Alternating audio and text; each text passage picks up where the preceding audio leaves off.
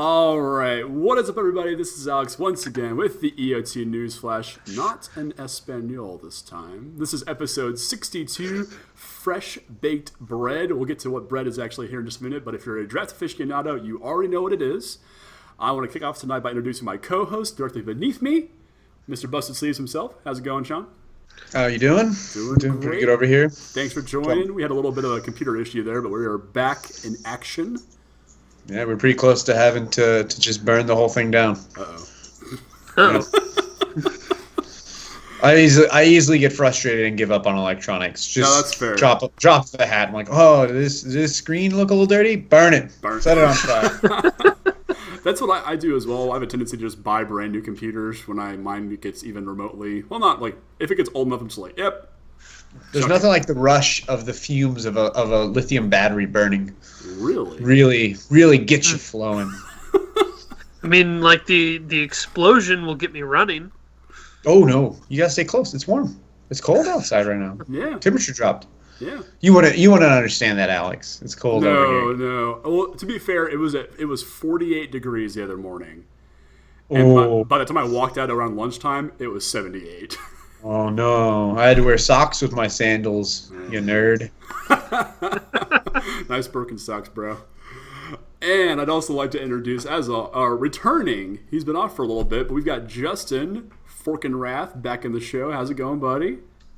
Going pretty good. You know, it's good to be back. Yeah, for everybody who's watching on YouTube right now, you can notice that he was playing Kingdom Hearts 2.8 Final Mix Remix Electric Boogaloo, whatever they're calling this one. Hopefully he can pull his attention away for long enough from, saving the princesses of heart and whatnot. No, I mean, it's the Keyblade Mastery this time around, but yeah. Right. Anyway, so we got a pretty cool show for you guys tonight. Fun and educational and informative, I think. We have week 2 of Standard to talk about from the SCG Open. I believe this was in Richmond, Virginia. Yes, we got the Modern, Classic, and Standard Open results to talk about. The 2017 Pro Tour Team Series has been announced as well, so we're going to talk about a little bit of that and the implications of that. It's funny to see a bunch of pro teams all these guys wearing like branded shirts now. I think it's going to be kind of cool to watch that. We've got some draft tips to talk about as well tonight with Aether Revolt now in full effect. You might be down to your shores drafting, so we're going to kind of give you the inside track on what the hell to do when it's a brand new draft format. And I've got a fun little closer for the guys tonight that they know nothing about other than that it's a fun little closer. So, to kick things off, we're going to start out. We've had week 2 of Standard. Aether Revolt is in full force. Last week we saw the dominance of Black-Green Delirium / Aggro and the Saheeli decks of the Jeskai and 4-color varieties. And this week it's down to just those two again. So, Shawn, I'm going to go to you first. Your thoughts about Standard right now? I think it's currently in a predictable state where we don't have the Pro Tour yet. The format got heavily shaken by all the bans, and so a lot of people really didn't know what the format was going to look like, and we still don't know what the format looks like accurately, because it most likely won't be 2 decks. If it is just these 2 decks as all the top 8, we might see another ban or an unban or something like that happen, probably another banning. But it's a situation where normally the SCGs, you just don't get the high level professionals playing at the SCGs as often. And so whatever deck does well the first week and whatever deck is most obviously good is what everybody's going to run the first few weeks. So you just see week 1 these decks do well, and then week 2 a million more of them show up of the exact same variety. So once the Pro Tour happens, if it's all Black, Green, and Saheeli, we have a problem. If it's a variety of decks, which is normally the case, then we might find ways where pros are showing us to attack the format at a different angle, because those pros aren't playing their decks on streams right now. They're not giving out their lists. They're not playing SCGs. They're doing online probably with a little bit. Some of the pros play online with their decks they're going to play at the Pro Tour, and then if they're 4-0, they'll concede their last round, even in a competitive bracket, so it doesn't go online. I'd actually talked to a couple people who've been to a couple Pro Tours, and they'll go 4-0, and then they'll concede round 5, because if you're 4-1, you don't go online. If you're 5-0 in a competitive league, you go on the Gatherer. So they don't want their list going on the Gatherer. So like we probably just aren't seeing what the pros are playing right now. So it'll probably open up a little bit. It is alarming. Like if these decks are seeming strong. So if it stays the same, that's gonna be a problem. Yeah, I definitely agree, and you make a good point about just these SCG guys coming in. They're not the top level pros. There's plenty of good players out there, like your Todd Stevens of the world, your Dylan Donegan, who actually won the tournament with Jeskai Sahili. They're more akin to being able to tune the decks once they've been established, but just kind of coming in with the most obvious, answer or the most obvious powerful deck. That's kind of what we're looking at. It's very inbred to start out with, but I think and hope you are correct about the Pro Tour, which is this weekend. If you're watching this in real time, we should see something really cool by Saturday. Yeah. Yeah. How about you, Justin? What were your kind of the reactions to the weekend? Shawn summed it up pretty well. Week 1, I was pretty excited. We saw plenty of cool decks. Sahili didn't dominate the format like everyone thought it was going to week 1. It did have a very good showing, but when you have like 60% of the people show up with a deck and only a couple copies make it into the top 8, Anyways,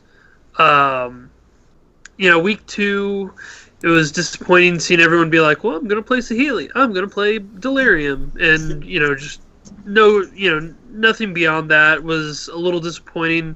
If you go past the top 8, we did see some neat decks. The Timur Eldrazi was pretty sweet. Yep. We saw Zombies at 13th place. Like, those were some neat things.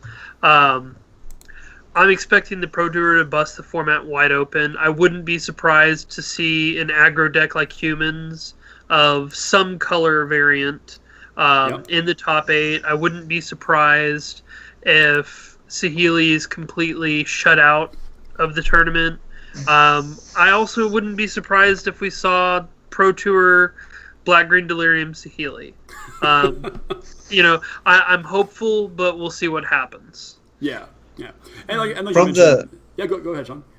I played the PPTQs this weekend, and I played the first weekend. Tyler, I played a version of Sahili that was less on the combo, so the combo was like a splash because it just wanted to control and chump the mirror matches, and it was really really strong. And then this last weekend I played Mardu Cars, and that deck was really strong versus Sahili, and it could outrace green black because you could interrupt the snake, and if you interrupted the snake, you normally were more aggressive than they were.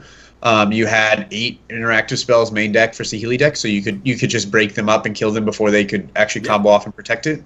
And that deck was actually really really strong. The only I went 4-2, and I lost to Sahili in like round 5 on a mold of 5 with I had lethal on board. He plays a cat, and I have an unlicensed disintegration with no black sources. So if I have a black source, I have him dead.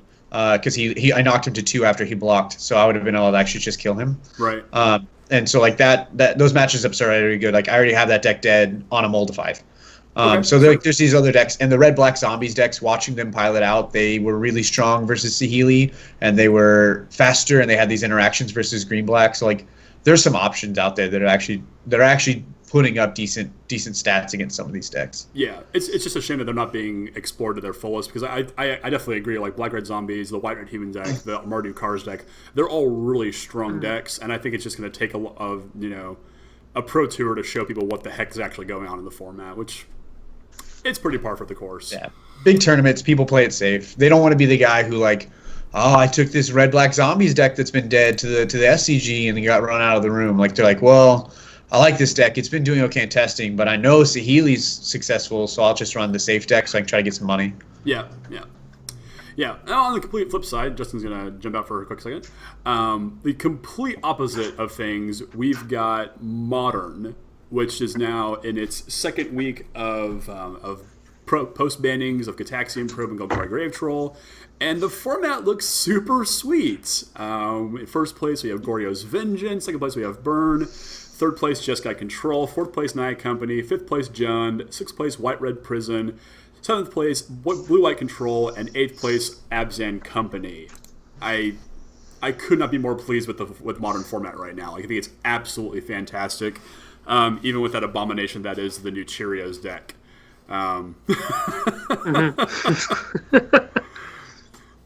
the enemy, Shawn. You will always play the enemy. You'll always you like Lex Luthor. You will always play the enemy of the format, whether it's Blue White Eldrazi or Lantern Control. Yeah, I want to play a broken deck. Like I was joking with my friends. I salute you, sir. I salute you. I was joking with my friends last night. I was like, so the beauty of it is like I can just sleeve up Cheerios, I can sleeve up Lantern, I'll probably get the pieces for taking turns, and I can just go to these players and these opponents, I can be like, what do you want me to do? I can either win really fast and you hate me, or really slow and you hate me and you feel like you have outs. Yeah. Or you don't feel like you have outs. And it's what everyone. I still think Simian Spirit Guide is just a stupid card to have in a format. Oh, I like last night. Is.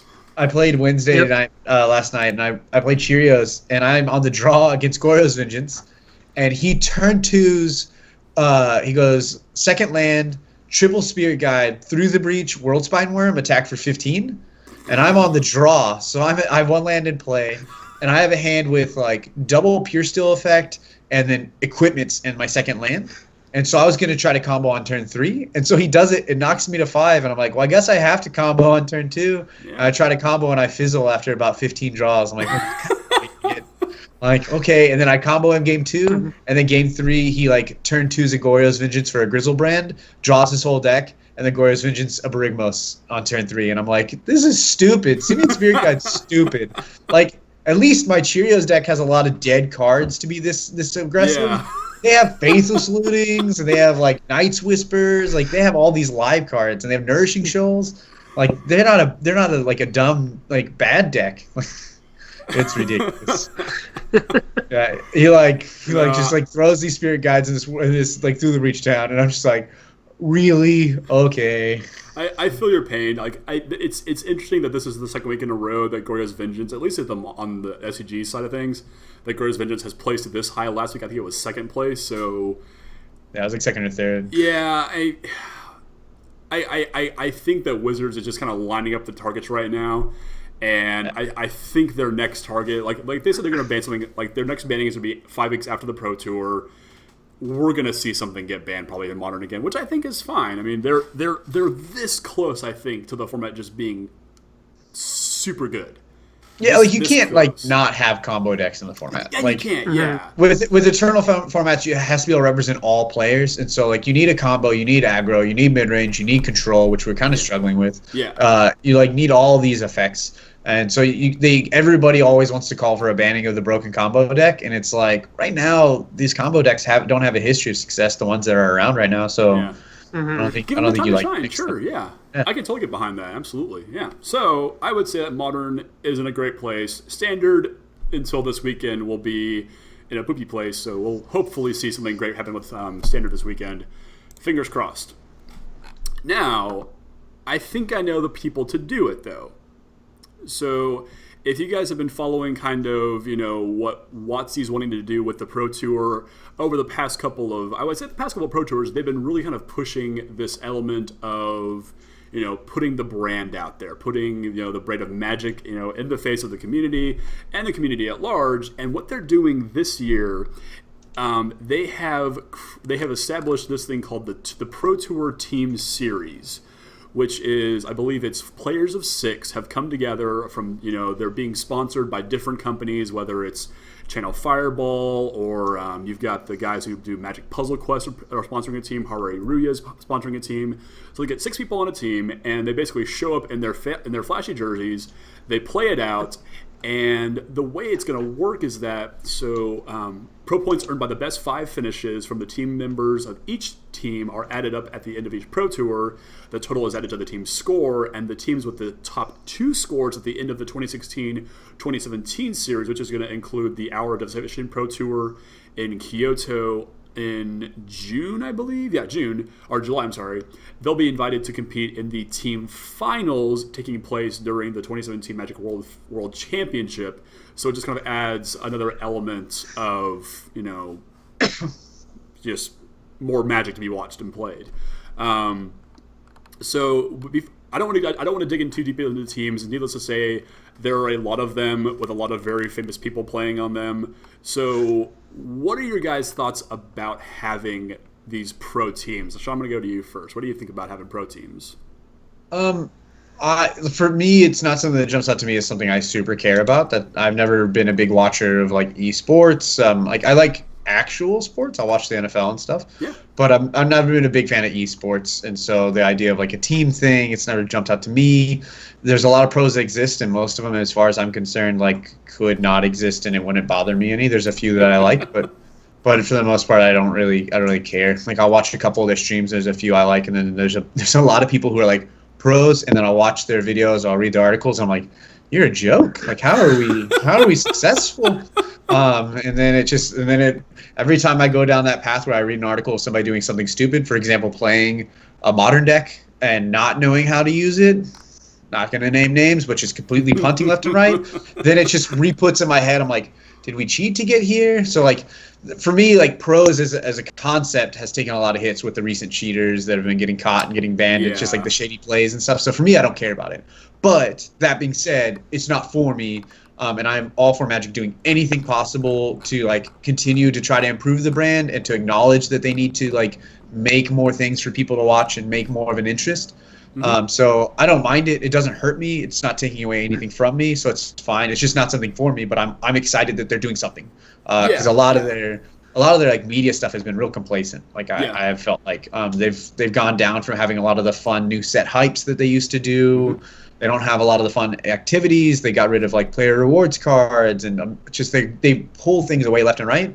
So the fact they're doing something back, especially after trying to hurt the pros not that long ago with payment stuff. It's cool to do something back for them. So while it's not for me, I'm all for, and like I'm not a big pro fan with the exception of like maybe 5 or 10 of them. I'm all for Wizards taking more actions to try to improve the brand. Yeah, no, I completely agree. Yeah, Justin, what are your kind of thoughts on this? It's not marketed towards me. I don't watch a lot of pros. However, I think that it is going to have an impact on competitive Magic as a whole that will improve Magic for me. Okay. One of those things is increasing. I believe if they're going to start like branding Magic and branding teams like that, they're also going to improve coverage because people are going to want to watch these teams, and having more coverage of Magic is always a good thing.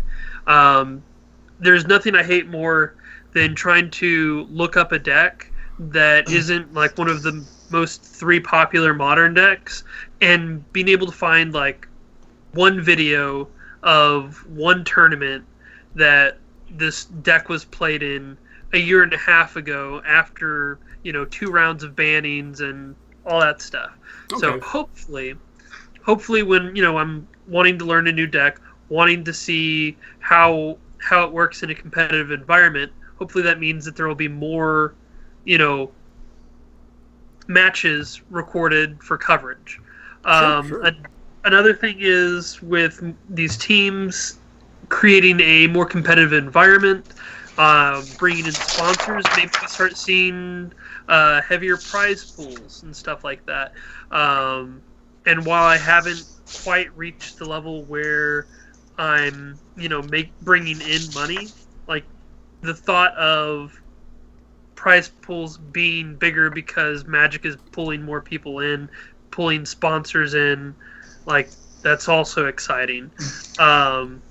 So, and then that'll, increase tournament, the people coming to tournaments and stuff like that. So it's a bunch of things that this could possibly lead to, which would make the competitive Magic scene far more interesting.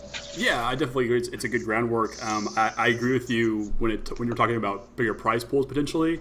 If we have all these companies that are putting their brand on a shirt for these pros to wear, that creates visibility for them. And it's I guarantee you we are maybe 2 or 3 years out from Coca-Cola to go crazy.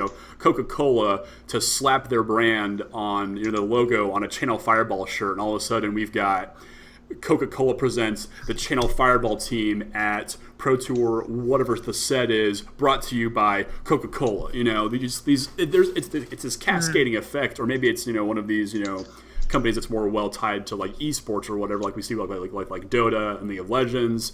And to kind of go off the positive impacts, I think this is going to have an impact on cheating as well. If you're a singular player that shows up, and you cheat at the Pro Tour, cheated at Grand Prix, they'll, shame on you, you're, banned or whatever. But if you show up as a part of a team and you're representing a brand and you're on camera and you draw an extra card or you blatantly cheat on camera, all of a sudden that paints you in a bad light, that paints your team in a bad light, and that paints the company sponsoring you in a bad light. So all of a sudden there's this cascading effect of just all this negativity, and so that's going to hold players, I think, to a higher standard of play. And so that hasn't stopped them yet, though. There's been a lot of people cheating. Yeah. That's been a lot of people cheating with company shirts. There are people cheating at team events where they're hiding hornets' nests under life pads. There's been a lot of cheating in situations like that already.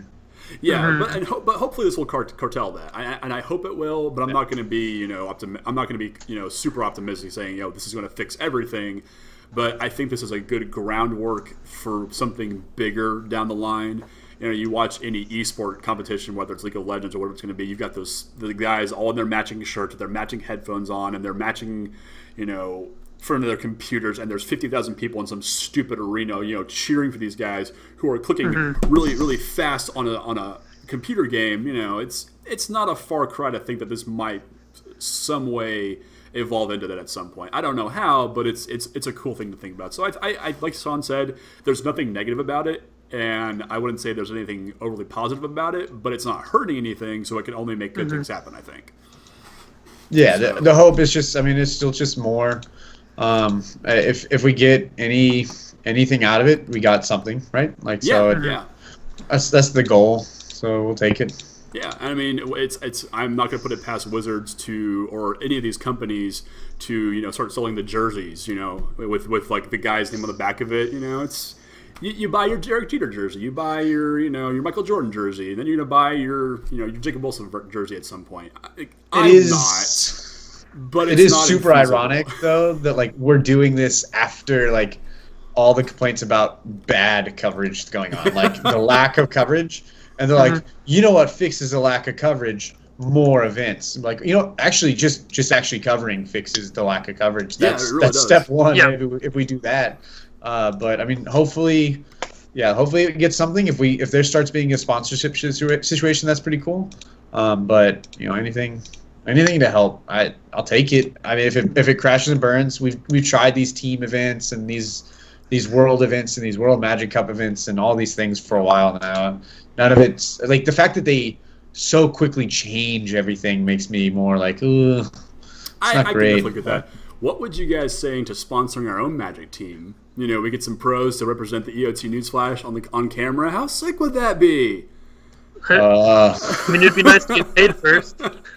We'll have to clip out the part where I said I don't respect most of them, and I think a lot of them cheat because they're not very good. So clip that part out. Sure, yeah, we can go for it. All right, we'll start working on some shirt designs. All right, sounds good. I'll leave it up to. They're not gonna have any sleeves either, because Shawn's gonna make the shirts. Yeah, we've got to have stipulations. Yeah, there's expectations. Of course. Yeah. All guns, all the time. So that's the Pro Tour teams. We're going to see what actually happens this weekend. I'm anxious to see how this actually looks and how it actually performs. But for now, we're going to have to wait because we're not Time Lords and can't just bounce forward in time to see what goes on. But to pivot a little bit, so like I mentioned at the top of the show, we've got a brand new draft format to essentially play with. We've got Aether Revolt and Kaladesh finally coming together. The full block is at our fingertips to draft. And as we were kind of talking before the show, I feel pretty comfortable when it comes to drafting. I feel like my card evaluation is pretty solid. Understanding to be able to read signals and things like that is pretty solid. And just limited in general, I feel very comfortable with. Justin, you were saying that you're a little less comfortable with it. Shawn, you say it's an aspect of the game that you're still focusing on and trying to get better at. Because I know you compete a lot, especially on the PPT or the PPTQ scene. So it's obvious an aspect of your game that you want to keep focusing on and make better. So what I want to do for a little bit here is just kind of talk about some of the tips that are might not be completely obvious. Some of them are obvious. But just, for somebody who might be sitting down for their first draft, they have no idea what they're doing. I can still remember my first draft where I had no idea what was going on, and it just happened to work out just fine. But for somebody who's never drafted before, or maybe they're just not a very seasoned drafter, I think it might be interesting to kind of talk about some tips we've kind of come up with ourselves, or just things we've seen online, or things we kind of picked up from other people. So, Justin, I'm going to throw it to you first, and you were kind of talking about before the show started out, knowing the colors and knowing the archetypes, something very obvious, but something very important, I think. Yeah, I mean it's kind of like two tips in one, or two sides of the same tip, really. You need to know what each color does in each set. What cards are in those colors? Like, for example, energy generation. Like, if you end up getting a couple bombs revolving around energy, for example, the Aetherwind Basker. Like, you're going to want to get some energy synergies. You need to know what colors to be looking out for that. And then. It's like, so you need, and then you also need to know what you're playing against. So you need to know that cards like Fatal Push exist, and what the mechanics of that set are, what colors they're placed in, and then from that you start looking at the archetypes. Some archetypes are going to be in every draft format, or almost every draft format. For example, blue-white flyers. Green Stompy, just various things like that. And it's just, you have to be able to look at the set before you show up at a draft the first time if you want to be drafting competitively, and understand what cards are going to be available to you, what cards are going to be available to your opponents, and how those cards can mesh together into a cohesive deck. Yeah, absolutely. And I think you mentioned that you want to know the set before you sit down. Obviously, you want to research the set before you sit down with it. Yeah. But I think the more and more you do that, and I think, with the way that online cube drafts work, you can sit down, and as long as you have a decent grasp of what every color does, for the most part, within any given draft environment, like blue will always be tempo, bounce spells, tap spells, things like that, card draw. Black is going to be removal spells. Red is, more aggressive creatures. As long as you have a grasp on that, you've got a pretty solid foundation to kind of build off from there. And then it's just a matter of identifying what the colors in that specific set are doing. So I think it's a really good point, and something that you can't overvalue, because as soon as you start overvaluing or undervaluing something like that, you are in trouble. If you think that like white-red is a control deck in Kaladesh, you are sorely mistaken. And one other thing is remembering what cards are not in the draft format. For example, if you're playing because when you play standard, like you are used to seeing certain cards and preparing for them. Sure. So for example, before the bannings, Reflector Mage. I remember actually showing up to a triple Kaladesh draft. And Reflector Mage was in the set. And I was playing around Reflector Mage. To be fair, I had been up till 4 a.m. Previously, so I had very little sleep. But playing around a card that is not in the set that you're drafting can negatively impact your play. I don't know if I would use Reflector Mage as a example for that, but I will say that when it comes to combat tricks, that's a very relevant point. If your opponent is holding up like 1 green mana and you're blocking, you're like, okay, does Giant Growth exist in this set? If you can answer that question, you're pretty good. But Reflector Mage, come on, Justin. So we had 2 angles to the argument. Alex is like, let's go with like the neutral way, and then Justin's like, let's just say this silly, adorable mistake I made. I don't know all the interactions, so let's play around generic buff spell. Or let's play around the most broken mana war of all time. Totally different.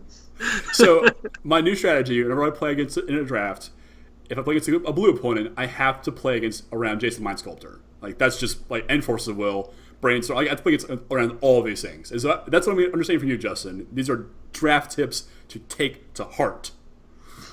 Always expect that a swamp on turn 1 leads to a Thoughtseize. I'm always going to be leaving Plains Island mana open against Justin. Here it comes. Is it a Queller or a Reflector Mage? I'm not going to lie. Whenever I draft a black deck and I'm able to go turn 1 swamp, I always say Thoughtseize. Yeah. And it's caught some people off guard, and they're like, wait, what? And I'm like, I'm just kidding. And I passed the turn, obviously. You gotta be careful, competitive, real, because if somebody throws their hand open, you're gonna be in trouble. Hey, it's not my fault that they show me their hand. Wrong if you gave false information. If you say Thoughtseize and they show your hand, you are at very judge discretion to being disciplined there. Yeah, probably. It's all right. All right. We're about getting better, so how do we get better by not getting game losses? Step 1. There's another draft tip for you guys. Don't get game losses by lying to your opponent about what's in your hand and say you have Thoughtseizes. Yeah. Don't indicate you're playing a spell that doesn't exist or that you don't have. All right. It's like I always find it funny, like at FNM level, it's whatever. Whenever somebody like casts a spell and the opponent's like, "Oh, maybe I have a mana leak," so they move it to the graveyard. Like, I don't have a mana leak. It's like you can't arbitrarily. Like, I get you're making a joke. FNM's fine, but in tournament, like, you can't just like make these dudes start ripping stuff to the graveyard, man. You gotta. Woo. That's why. Very clean discussion whenever you're playing Magic, but that's for another day. No, I agree. With how that. not to get DQ'd. Let's do an episode on that. We've got from the guy who's been DQ'd from FNM. We can have this conversation. I know a few judges we could bring in for that one. We gotta ask Tanner, what does a bad DQ note look like? We'll see if he saved it. See if he saved mine. I might have been a little sassy. Man. It's unfortunate that our listeners and our viewers can't see into our brains right now because we're all thinking the exact same thing. We just can't. We're just not going to vocalize it on the show, unfortunately. You mean Brett Cash? Well, I was. Are we talking about phallic signatures? Yeah. Okay. That was one of my favorite moments of all time. And to be fair, that was written about on Star City Games. Okay, so for anybody who doesn't know, I'm going to tangent this real quick. So a friend of ours. Should we name him? He doesn't. I said Brett Cash already. I've already said it. Yeah. Okay. All right. So a friend of ours, Brett Cash, he loses in a tournament of some kind, and he's dropping to a friend of his. To a friend, a guy he knows. Yeah. So it's not like some stranger. Yeah, and he's signing the match slip, and instead of writing his signature, he draws a very cartoonish phallus. Oh, it's his name. It says Brett, but he just extends the B real long. Right. Like, you're right. Yeah. Okay. Yeah, and he just turns his signature into a big old peen. Yeah, and so that gets turned in, and of course there's this big to do. It's like, and it blows up. Yeah, they call him to the stage. Brett Cash, please come to the stage. Yeah. And we're like, "What'd you do?" He goes, "I think I might have signed my signature to look like a penis." And we're like, "What are you doing?" He's like, "I was about to go home anyway." Yeah. Okay. So that should have been that. Yeah. Now, I forget how many years ago this has been, but you can probably find this on the Star City Games website. But if you look up the articles that Ricky Hayashi wrote, and he is a well-respected judge, He was the head judge at the tournament. Yeah. He was real mad. Lots of people know who Ricky Hayashi is. He writes an article about it and includes a picture of the signature in the article. And it's just like, why? It's like, as a teacher, if somebody does something wrong in class, you don't shout to the class, "Hey, by the way, this kid did this," because then everybody's going to laugh. Yeah, it's like, "Oh, this idiot thought 2 + 2 was 5. No, you can't. We all laugh about it to this day. Like, you can ask Brett the story, he'll tell you, and he thinks it's hysterical. I think it's hysterical. We all think it's hysterical. But I don't know what Ricky was thinking that he had to bring this to the attention of literally the entire Magic community. Everybody knows this story now. I felt like it was fringe harassment to the judges that he was making them look at a signature of a name that was slightly angled to look like it. The fact that anybody noticed, because he just dropped it in the box and left, so nobody told anything. So the fact that whoever picked up and looked at it, they have a dirty mind. They have a dirty mind. This was just a signature, and they saw all the penis. Like, that was on them. This is a problem with society. Yeah. This is a problem with society in general. I think the judge should have talked about the tournament recorder and said, "What's going on in your head that you're seeing this word Brett and you're seeing other things? For shame." I like where you're going there, Mr. Shawn. You're touching on something here deep. Brett didn't go up and look at my signature, and run off. They turned it in the slip and he walked away. And then the guy who reported it saw, typed in the results and then looked at the signature and thought enough about it to call a judge to look at the signature, who then thought enough about it to call the head judge. And they all got together in a little huddle and said, "Does this look like a penis?" That conversation had to be amazing. Had to be just amazing. Okay, so like that's the thing that always gets looked over. Yeah, no, that's a very good point, actually. So the thing that always gets looked over is there was a huddle of professional tournament organizers and judges who huddled and critiqued the signature to verify what it appears like. Yes. And then discuss the actions that need to be taken. And I'm just like, ooh, those are 15 minutes of your life you don't get back. No. As a teacher, I deal with a lot of very stupid, immature things like this. And whenever you huddle and discuss it, you don't get that time back ever. Ever. Kind of like our listeners right now, I'm not going to make this time on their lives. It's a good story. My bad. We derailed. Yeah, completely derailed. What's the train card from Aether Revolt? The Rhino train. Renegade Freighter. There we go. That's what this has turned into. We used to be, the freighter, but now we are just there. Yeah. Anyway, so Shawn, you have some draft tips as well for us. I understand. Yeah, a little bit. Turn it back on track here. I'm trying to get better at draft. The goal is the Pro Tour, so you got to be able to draft to succeed in the Pro Tour. Just being good at constructed won't get you there. Nope. I'm trying to improve it. And like one of the aspects that I'm okay at, surprisingly, card evaluation I need to get better at, but actually reading signals is all right. And so the importance of reading a signal is really important. Pack one, so you can kind of have an idea what the people to your right are because they're passing you 2 packs. Mm-hmm. And the way you go about reading the signals is you need to have decent card evaluation, and so you want to look at your packs, and you can't really get a good signal on pack one. Right. Because like if the rare's missing, you don't know if it's just a bomb. Mm-hmm. If an uncommon's missing and the rare's not very good, you don't know if it was just like best card available. Yep. So you really need to have a combination. Your reads have to be constantly evolving because people change colors and reasonings change and people are willing to abandon things. And so it's just a constant read. And so you're looking at the packs and saying, okay, we're at pick 5, pack 1. Mm-hmm. Should this card still exist in the pack? It's gone through 5 players. Mm-hmm. And so in my mind, I always kind of say, okay, well, player 1 and 2 with this pack, the first 2 picks in this pack, might have had really strong other options. Yeah. But if it's a card, that I'm trying to think of a good example, like a good early pack 1 pick, and it's not been touched, like a pacify effect, like a solid removal spell. Solid removal is and what it we're has, at here. Yeah, and it hasn't been picked, and it's pick 5, then that really tells you player 1, probably player 2, and maybe even player 3 to your right might not be touching white. Yeah. If it's a really decent white removal spell, maybe not the best, it doesn't permanently kill. They can blow up the enchantment if it's a pacify, but it's really good at what it does. Yeah. And so it tells you that odds are at least 2 to 3 of the players to your right aren't in white, so white might be a good color to go into. Mm-hmm. Because that card probably should be taken. There's a couple openings for like maybe there was a slightly better white card, like a Path to Exile effect or something like that. That was over to your right that somebody else took. So maybe there is one more white player, but it tells you there's at least a couple of players who aren't white, and they're gonna be passing you 2 packs. So getting the right signals is really important, and it's good to do that. It's hard to do it online. I want to do more online where I get feedback from players, mm-hmm. but it's really good to like go to your card shop, and even though it's not as high of a serious level, a lot of people are rare drafting. The people around you, right?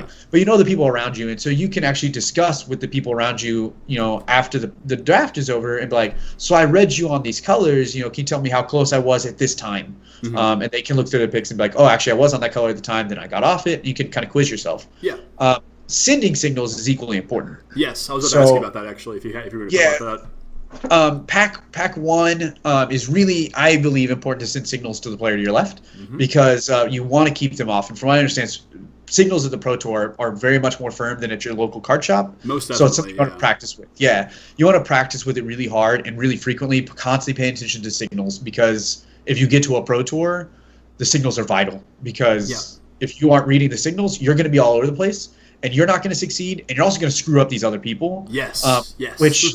But not to your own success. Like if I find screwing anybody, like screwing everybody up, I don't care how happy they are if I do well. But if I'm hopping all over the place because I can't read signals, none of us are doing well. So I'm still not accomplishing my goal, so it doesn't matter. So send a signal. It's really like once you start to kind of get in your colors and you're making your picks, when picks are pretty close. Sometimes if a pack is really low in a white color, mm-hmm. and you're like, okay, I can take this Pacify, or I could take this Prey Upon or a good fight effect. And I'm currently in a green-white, or I have the openings to go either color, a green or white. But Pacify is the only playable white card in here. The other card is like a 5-mana 2/5 white guy that does nothing. Well, taking the Pacify and then passing the pack to my left, if the player to my left is also reading signals, they're going to look at that pack and say, white is dried up. And if there's, 7 to 8 cards in that pack, they're going to say there's still half the pack and white has been absorbed of every piece. So maybe I should get off white. And where that's going to help you is in pack 2, when that person's passing to you, the likelihood of them passing you decent white playables is higher because they're no longer taking them because they know pack 1, pack 3, you're not giving them anything. Yes. And so by the time they realize white might be your splash and you might be doing other things is in pack 3, and it's too late for them to move back in. So you've already established it and gotten stuff in pack 2. It's really hard to do in one pack to the signals. You need players who are really aware of what's going on. So a lot of times your card traps won't work. But just be conscious of what you're sending and cards that you're passing and what's tabling back around, because you can kind of see what's open around you and what's open on the table. Right? Like there's some average white cards, but if I pass I can't remember what the name is, but there's the 2-drop white grizzly bear that if you had Revolt, you get a 1/1 servo from Eighth Revolt. That card's really, really good, but it's not like super high pickable because it's just a grizzly bear. It's hard to turn on Revolt consistently. So in the early parts of the draft in pack 1, you don't know that you're a Revolt deck. So really, if you draft it, you're drafting a grizzly bear that might have upside. So I can take that card and then know that it might table. And if it does table, and there wasn't a lot of white in that pack, then that means whoever is pulling white cards is probably pulling not heavily in the white. So just monitoring what's going around and asking yourself constantly, like, well, why is this still in the pack? Is maybe people are splashing it? Maybe nobody's in the color. Maybe I should move into the color. So it's hard, but like getting a good memory of the cards going around, or at least of the important cards going around. I definitely agree with that. It's kind of cool. I can remember back to Scars of Mirrodin block drafting, and that I forget if it. I think it was Mirrodin Besiege was the set that actually did this, where if the rare was gone, you could identify what faction it was, because like they had the Mirrodins and the Phyrexians in that, and there was their watermark too. So if the rare was gone, you could ID it what its faction was by the uncommons in the pack still, which is really cool. And I wish they would kind of go back to that kind of. I think that's too much of an advantage for like good drafters though. But you're right, it is. And I think the people who want to draft well will use things like that to their advantage. And I like stuff like that is not inherently obvious. But if you start noticing patterns like that, you're like, if like Skithrix the Blight Dragon is like a really good example for this. Skithrix is gone, and I believe that if it was a Phyrexian rare, all of the uncommons were Mirrodin. So you could be like, okay, these are all Mirrodin cards, so obviously the rare was probably some Phyrexian Bomb, the Trampling Infect Hydra or whatever it was. So I wish we could go back to stuff like that. Maybe not so heavy-handed, but I think there are ways to implement systems like that where you can kind of get an advantage by just being able to read the pack in general. That's why you have to constantly evolve, because there are the occasional packs where there's only a couple, like 1 or 2 of a color, and they're not very good, and so you look at it and you're like, your gut would say, we're 8 cards in, and you're like, there's only 1 white card and it's trash. Nobody's on white. Well, I mean, but if you just pass the pack with 2 decent white cards, then there might actually be nobody on white. But this pack's not good. So you don't like overvalue one piece of information. A lot of people do that. They'll take a pack and they'll look at it and they want to like seem really pro, and so like, oh, you're on white, and they'll slam a different color and pass, and it's like, no, there just wasn't a good white option in that pack. Exactly. So it's not necessarily that you're like omniscient all of a sudden. Like you're still Sherlock Holmes. You're not Jesus. Like you don't know everything. You're still piecing together clues. Yeah, some of the sorts I used to draft back in Texas definitely had that approach where they kind of just assumed, and then you kind of show them your deck, and they're like, you were so off. And that's good because you had no idea what to take to even kind of cut me off that. So my favorite thing is at casual events where every time the opponent goes, oh, I knew you were on those colors when you play a game, and you're like, cool, man. You had no idea You're always 0-3, so we need to work on other aspects of our game. Yeah. if you actually knew that, then we've got that down. Let's move on to the other improvements we need. Yeah. So you also kind of talked a little bit about hate drafting. Now, hate drafting kind of carries a stigma where if you are hating cards because of their inherent power level that don't match your deck, in favor of a card that would go in your deck. Maybe it's not optimal, but it's still a decent piece of filler. You've kind of argued that there's actually points in the game, Shawn, where hate drafting is actually something to do. So I'm kind of curious what your thought on that is. I can't remember the player. I listened to a podcast with a pro that had this idea, and it was an idea that I'd always had drafting. It's more later in the draft when you're doing this, but so the idea with the hate drafting is if you're just drafting every card is cards in your colors, you're going to end up cards that aren't going in your deck. Your deck's 23 cards. You're drafting 45 of them. Mm-hmm. So you're going to end up with a lot of cards that don't go in your deck, even if like 80% of the cards are your colors. So a lot of players will just stubbornly stick to making sure they have all these options when they deck build. But if you're if you're doing a different step, which is monitoring what your deck has, because in a competitive role, you're not allowed to look at your picks during the pack. You have to look in between packs. So if you're keeping a good memory of what you have available, towards the end of pack 2 and then through pack 3, you'll start to see cards and you're like, I have 4 grizzly bears in my colors already, or 5 grizzly bears in my colors already. There's no way I'm running 6, probably, if they're all generic grizzly bear effects. Yep. So you look at a pack, and I'm in green, for example, and the only decent green card is yet another grizzly bear. I'm like, do I want grizzly bear 6? Or I know the player to my left is in red, or the player to my right is in red, or somebody near me is in red.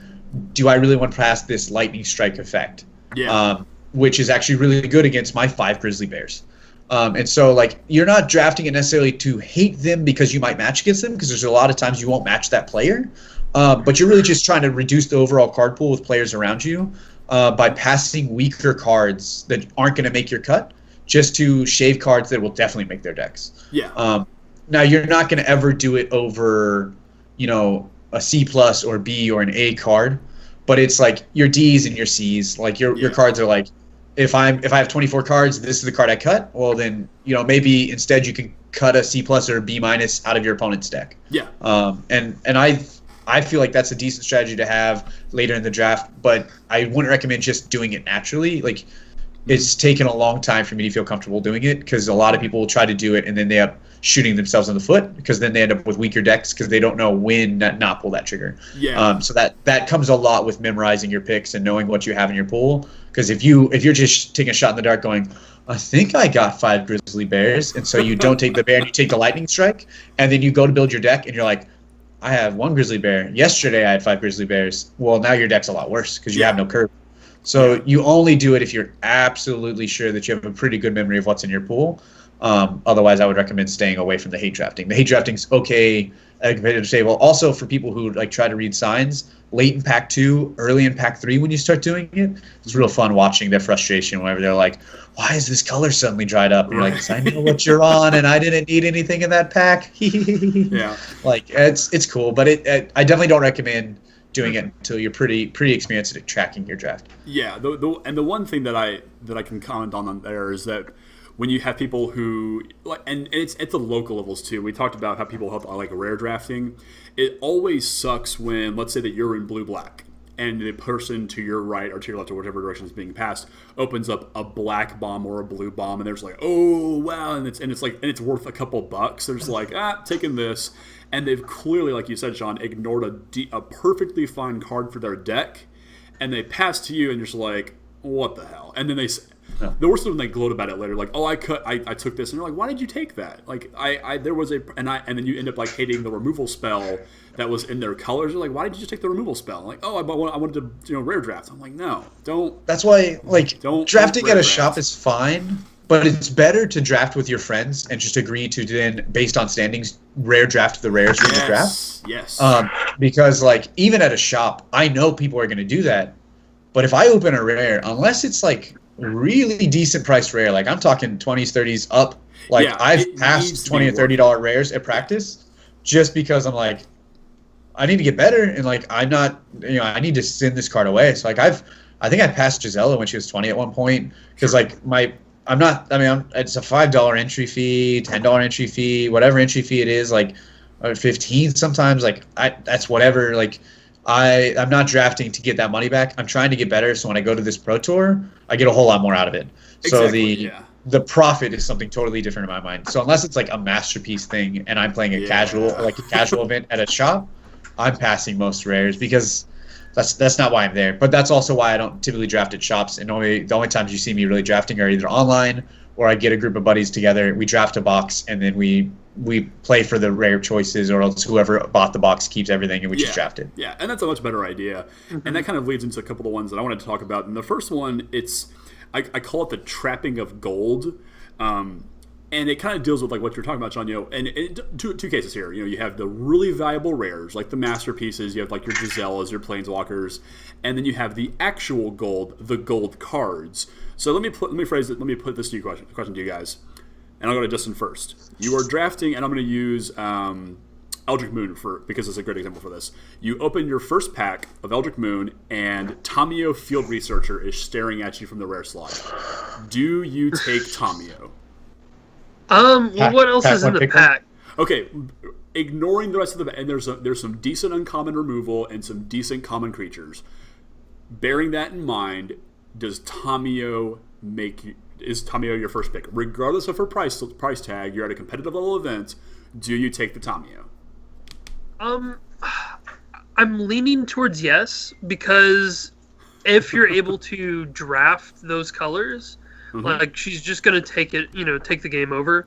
On pack 2 or 3, if I'm in different colors, the answer is no. Okay. But in pack 1, I think I would. Okay, Shawn, what is your answer? It kind of alludes to what Just said. It really depends on what it varies from gold card to gold card, and it depends on what else is in the pack. Yeah. If there's any piece of removal, I'm taking the removal over Tamiyo. If there's any decent creature, I'm taking the creature over Tamiyo. I am probably 80% to no on the Tamiyo. The ability to get into the 3 colors is really hard. If the rest of the pack is not great and I take the Tamiyo, I'm looking for the first excuse to get rid of it, to not run it. Yeah. Aggressively looking to not run it. So, like, if the whole pack is just trash, I'm very aggressively looking at packs and saying, every new pack is pack 1, pick 1, until I find something I can hang my hat on. If it ends up being that they're in the Tamiyo colors, then we start looking at it a little bit differently towards the halfway through pack 1. But I have no problems throwing away pack 1, pick 1, especially a card like that. So I lean to no, because the ability to get into those colors is really hard. So my gut instinct would say no. But obviously, if there's nothing else in the pack, then you take it. And if it happens, it happens. Yeah.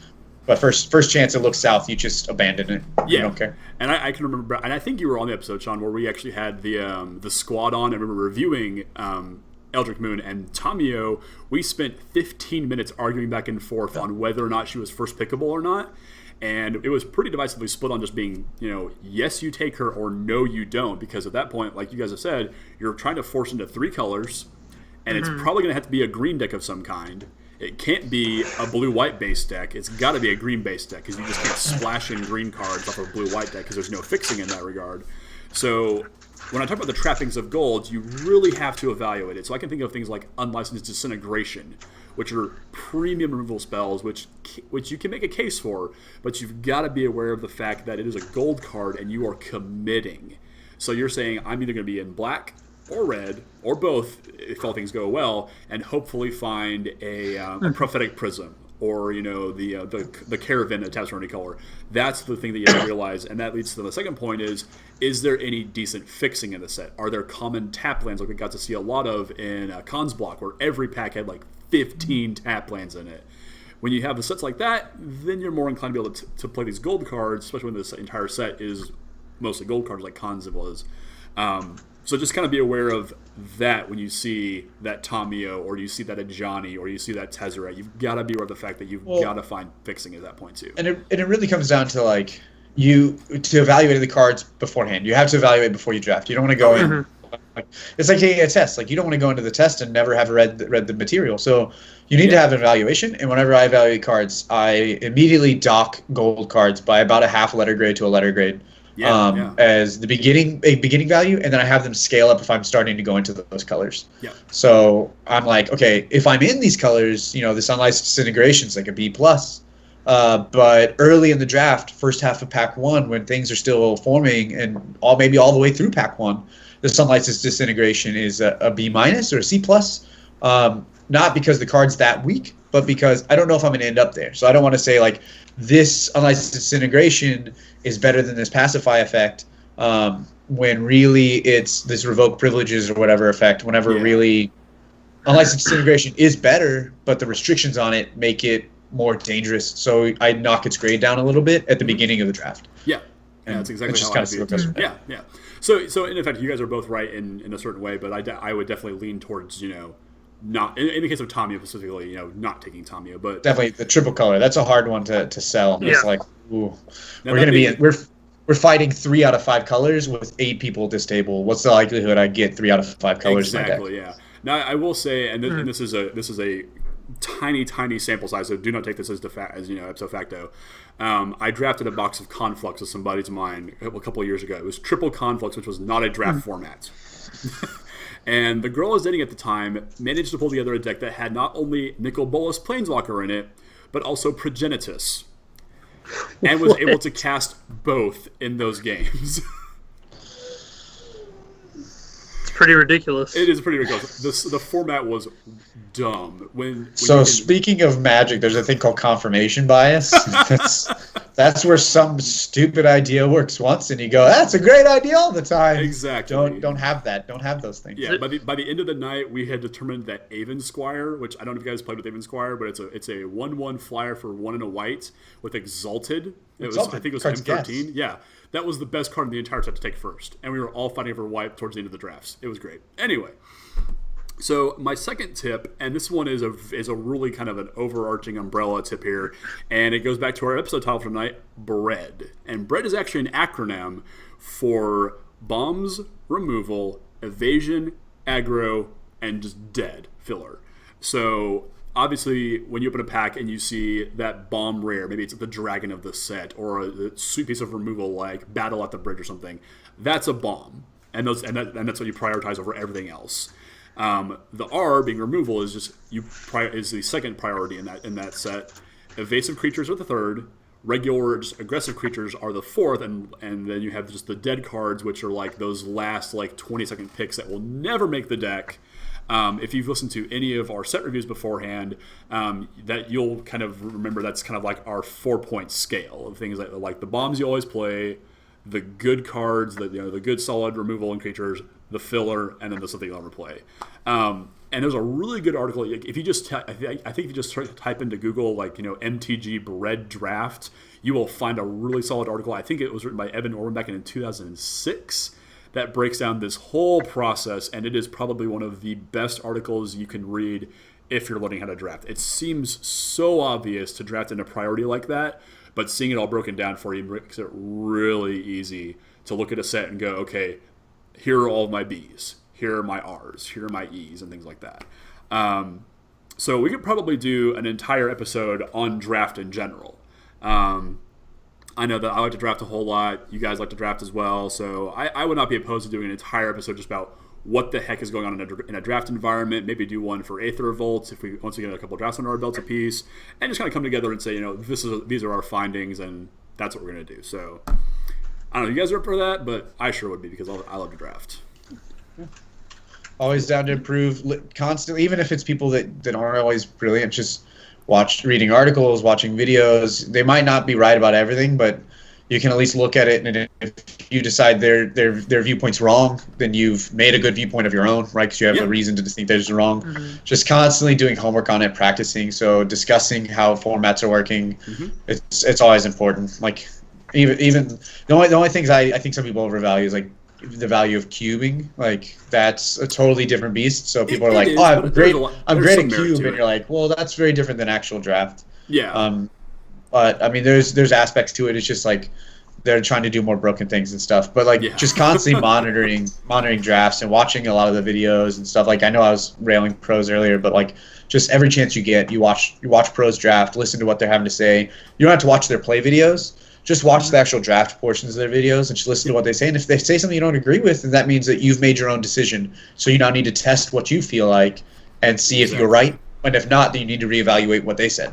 Yeah. So just constantly growing and getting, data points all the time. Yeah, absolutely. Channel Fireball probably produces the best draft content on a daily basis. Constant, yeah. There's always a flow. Yeah, Marshall Sutcliffe does them. Basically, if you write articles for Channel Fireball, you do draft videos at some point, and they are like you said, Shawn, just watch the first draft video and then watch the games if you want to, but just watching the drafts are really important. All right. So are you guys ready for my fun closer? Sure. So I was on Facebook today, and one Frank Lepore posted an article dealing with GameWorks, the GameWorks company, the guys that produce like those little tabletop miniatures. Bear with me on this one. Apparently, PETA, the company, the organization. Oh gosh, I saw this. Yep. PETA had reached out to them and said, "Hey, we would appreciate if you guys stopped producing miniatures that depicted characters wearing fur, because apparently it's as much of a faux pas as it is in 2017 as it was, 40,000 years ago, back when all you had to wear was a bear skin." So there hasn't been any word back yet. But there has. Has there? They released a video of how to paint fur on miniatures. I must have missed that. Fantastic. Oh, geez. Okay, so my question to you guys is, imagine a magic world. and we've seen sets like Khans of Tarkir and Theros to an extent where you see a lot of fur. And it's like, can you guys, imagine a world where there's no longer fur articles of clothing on the cards anymore? It's so dumb, I know. I mean, it's irrelevant to me. Like, I guess, like, in most sets are set in, like, old fantasy style gameplays and things, so that's pretty common in those. Like, Aether Revolt and stuff like that, it's a little bit more, like, sci-fi-ish and stuff, so it's whatever, but at the same time, it's like, this is we have people with way too much time. Like, there's a lot of things you can get angry at instead of toys. Instead of toys with plastic fur, like I'm just thinking about one of your favorite cards, Shawn, Savage Punch, and the guy who's like throwing the mean. Yeah, the dude's wearing so much fur, and he's punching a bear in the face. Like, that's my playmat, is me punching a bear in the face, and I'm sure like you can get letters from that. Like, it's not a real bear. I promise, it's not depicting a real situation where I went and punched a real bear in the face. But I'm sure this fictional bear's feelings were hurt, and so I'm sure PETA doesn't like the playmat. But it is on leather, so that's not good. Oh, 2 strikes. 2 strikes. Oh man, like I try to be real open minded, but that's one thing where I was like, I saw that article and I was at school and I was on a conference meeting and I just literally was like, you gotta be effing kidding me! Like, I'm so glad there's no kids in the room when I saw this article, because I was like, what is this? Like, why? Who took the time to do it? It was just a notoriety.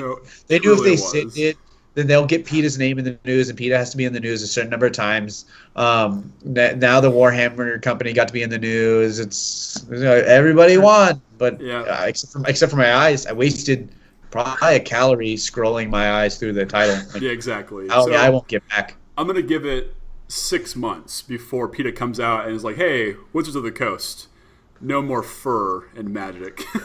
I mean, Wizards is a pretty liberal company, and so they might just be like, "We'll let those guys do their thing." They're pretty liberal, so I don't. Okay. But it's just like PETA has to, like, public enemy number 1 is Garuk. Like, public enemy number 1. That dude, I was trying to think of a planeswalker who was like he's horribly offensive to that.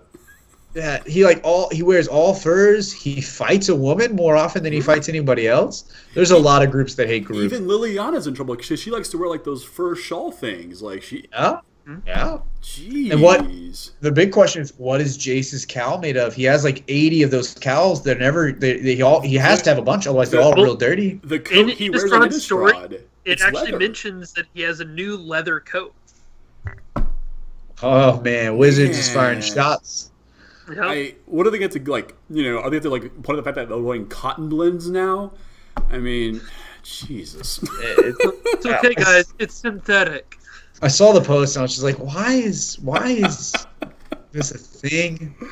There's so many things in today's current environment you can be angry at, and I can't say anything about it. But why are we worried about toy fur? Like, that seems like a silly thing to be worried about. It sends a message to kids that it's okay, but it's whatever. Does it? I mean, does it? No. I tell you what. If our generation of children get half as jacked as Warhammer characters, they deserve fur, because we no longer have our obesity problem that we've got going on. So let them do it. Let them have it. You heard it here first, PETA. Yeah. If I'm like, gonna look like get the kids out lifting so they can look like the Warhammer characters. We'll worry about the fur problem later. We'll address that. But get them. If Warhammer characters actually motivated kids, we'd have some jacked nerds. But we don't. Yeah. We don't have jacked nerds. Only Trust me. We have very unjacked nerds. And so obviously these arts and these toys, let them live vicariously through them because they do nothing to mirror them. Like nothing. Video games make kids violent. No. Video kids put kids on couches. We're not having this argument tonight. I don't think it's an argument. I think we're all on the same side, guys. Yeah, it's not a conversation. Yeah, it's a that was a conversation for the 80s and it's over with. Anyway, if you haven't guessed by now, we're waiting for something to happen at the Pro Tour to actually give us something really good to talk about. So this has been good filler. Yeah, we can touch base. If people want more suggestions on improving a draft, we can actually go into like more detailed suggestions on ways to memorize your picks and ways to read a little bit more clearly, and like we could set up sample packs where we just like post packs and be like, all right, well, this is your pack. We're 8 picks in. What do you think's going on to your right? You've seen these kinds of cards go past. Yeah. So like we can set up scenarios and more discussions, but it just kind of depends on how much people are interested in getting better at draft. Like I said, I'm proficient, not always successful, but I'm trying to get better, and the bar I hold myself at is like Pro Tour competitive level, even though I'm not at that point yet. So when I say I'm proficient but not good enough yet, that's because I'm not able to, 2-1 Pro Tour drafts yet. So I'm never going to be proficient until I get to that level. Yeah. So people want to get better, we can all get better together because I'm constantly reading articles on it. Yeah. So if you want to get better at drafts, let us know on Twitter at EOT Newsflash. Let us know on Facebook, searching the EOT Newsflash. Send us email messages at eotnewsflash@gmail.com. Watch our videos on YouTube, which are being posted every Thursday now over on YouTube, and subsequently on MTG Cast every week as well. Twitter for you guys.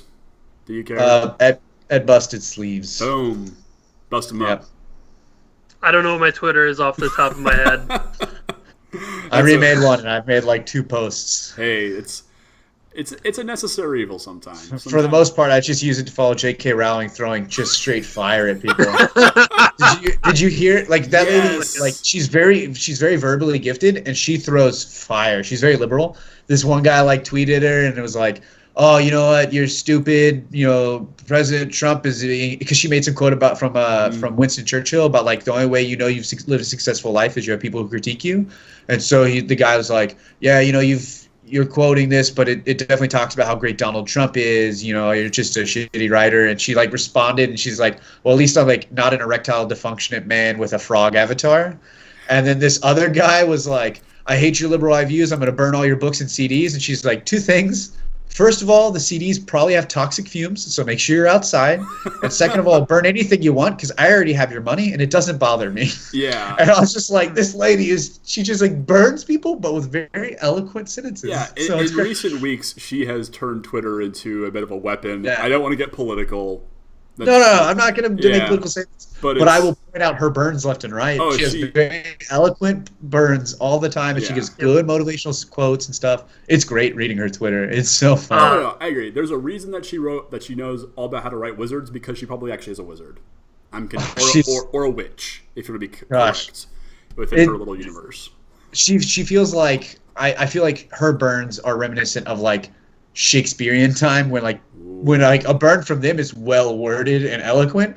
It's no longer like you a punk ass. Like it's like no, let me break down the ways like but a summer's eve you're a piece of crap. Like it's some beautiful poem and you're like I'm offended and that was breathtaking. Yeah.